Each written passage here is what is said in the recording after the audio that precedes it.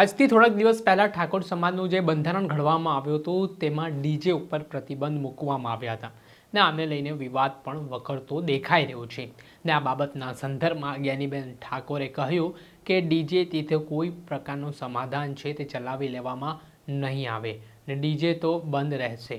પછી તેમણે social media બાબતને લઈને પણ વાત કરી છે. આ બાબતે ઠાકોર સમાજના આગેવાન અલ્પેશ ઠાકોરે કહ્યું કે લગ્ન પ્રસંગમાં ડીજે પર પ્રતિબંધનું બંધારણ છે, પરંતુ ધાર્મિક પ્રસંગો અને અન્ય પ્રસંગો માટે શું તેને લઈને આજે બંને નેતાઓના મતાંતરો સામે આવ્યા છે તેને લઈને વાત કરીએ આ વૈષ્ણવજન તો તેને કહીએ જે પીડ પરાઈ જાનાને રે. વિડીયોમાં નમસ્કાર દર્શક મિત્રો, નવજીવન ન્યૂઝમાં આપનું સ્વાગત છે. હું છું ફૈઝાન. આજથી થોડાક દિવસ પહેલાં ઠાકોર સમાજ દ્વારા એક બંધારણની રચના કરવામાં આવી. 16 જેટલા કડક નિયમો બનાવવામાં આવ્યા, જેમાં સમાજમાં દૂષણો કુરિવાજો બંધ થાય, યુવાનો શિક્ષિત બને ને સમાજને આગળ લઈ જઈ શકાય તેવા ઉદ્દેશ્ય સાથે, તેવા હેતુ સાથે આ બંધારણ ઘડવામાં આવ્યું, જેમાં ડીજે ઉપર પ્રતિબંધની પણ વાત કરવામાં આવી હતી. ડીજે પ્રતિબંધને લઈને ક્યાંક ને ક્યાંક કેટલાક યુવાનોએ નિયમનો ભંગ કર્યો ને આ બાદ તેમને સમાજમાંથી પણ બહાર કાઢવાનો નિર્ણય છે તે સમાજ દ્વારા કરવામાં આવ્યો. ત્યારે આ બાબતે સાંસદ જ્ઞાનીબેન ઠાકોરનું પણ નિવેદન સામે આવ્યું છે. જે ડીજેને લઈને વિવાદ ચાલી રહ્યો છે તેને લઈને તેમણે ખુલાસો કર્યો છે અને કહ્યું છે કે ડીજે બાબતના તો કોઈ પણ પ્રકારના સમાધાનો છે તે ચલાવવામાં આવશે નહીં ને જે બંધારણમાં સ્પષ્ટ ઉલ્લેખ છે તે મુજબ ડીજે પર પ્રતિબંધ રહેશે.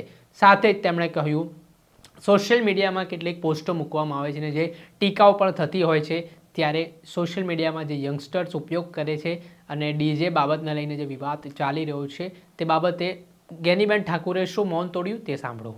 આજ પાર્ટીની મીટિંગ હતી, એમાં પણ અલ્પેશભાઈ એ સાઉન્ડમાં બોલ્યા છે એમ કે જે ડીજે વાળી વાત તો કરવાની નથી, એમાં કશું કોઈ જ ફેરફાર કરવાનો નથી.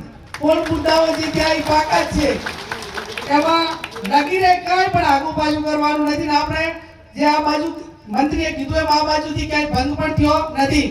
પણ ક્યાંક બોલા ડીજે ધારો કે પેલા ઢોલ હોય, નાસિક ઢોલ હોય, પેલા તરતડિયા હોય, પછી ક્યાંક ને ક્યાંક ઘણું મીડિયામાં સોશિયલ મીડિયામાં જોઉં છું કે ટ્રેક્ટર વચ્ચે ગયેલે અને ટ્રેક્ટરનું ટેપ પગાડીને ઉપર લાગે જ્ઞાનીબેનનું માન રાખીને ટ્રેક્ટરના ડીજેથી રમા.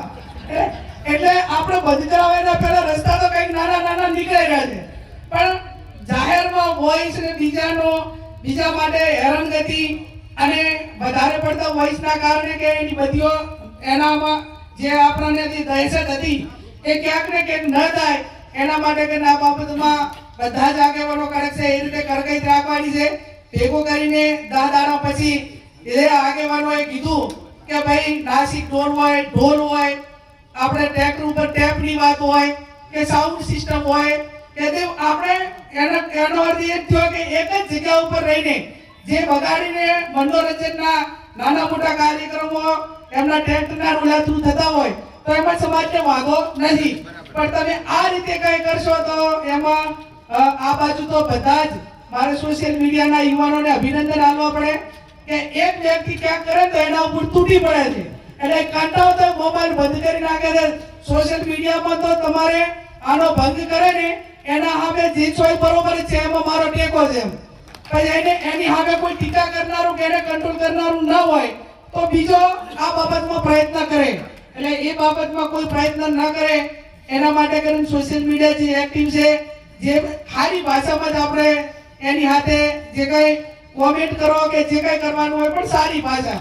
હું તો અભિનંદન આપું છું આ સમાજને કે તમે બંધારણ કર્યું એના પછી 6 કે 7 સમાજે બંધારણ કર્યું અને 6-7 સમાજોએ આ ડીજેનો મુદ્દો તો પહેલા નંબરમાં લીધો છે. એટલે આજે એક ઠાકોર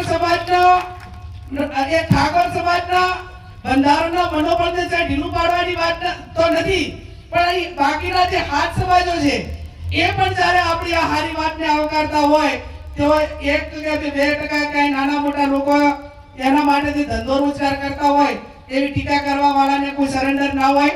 જ્યારે આ ડીજે આવ્યા એ ટાઈમે ઢોલવાળે કોઈ એમ ના કીધું કે અમારી રોજગારી છીનવી લીધી, તો કાંઈ ઢોલવાળા કહે છે, વાહણાવાળા કહે છે, કોઈની બજારવાળા કહે છે, કરિયાણાવાળા કહે છે, કાપડવાળા કહે છે. એટલે આ બાબતમાં જે હવે બજેટ 2026 નું પાસ થઈ ગયું એ હત્યાની પહેલા આ બજેટમાં હું વ્યક્તિગત રીતે સમાજ વતી કહું છું કે કાંઈ ફેરફાર થવાનો નથી. અહીંયા બધા પ્રસંગો ખૂબ સારી રીતે કરો છો.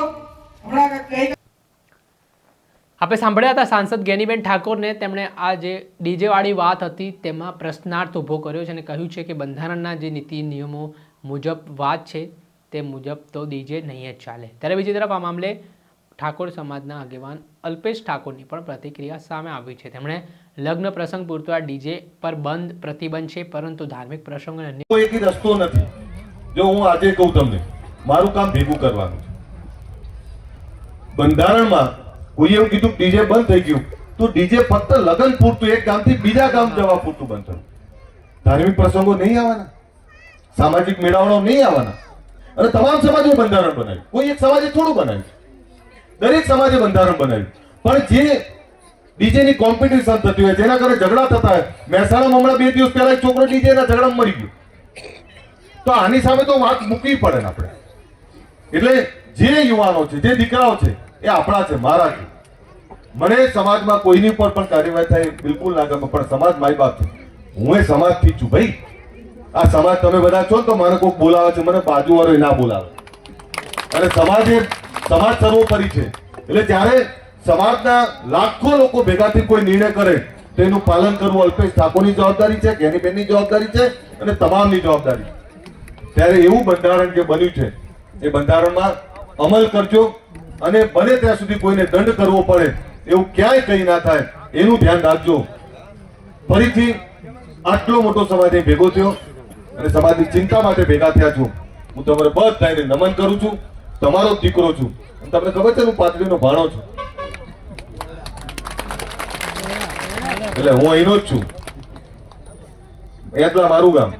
અને અહીંથી અહીંયા આ ધરતીને મેં બહુ જોયેલી છે.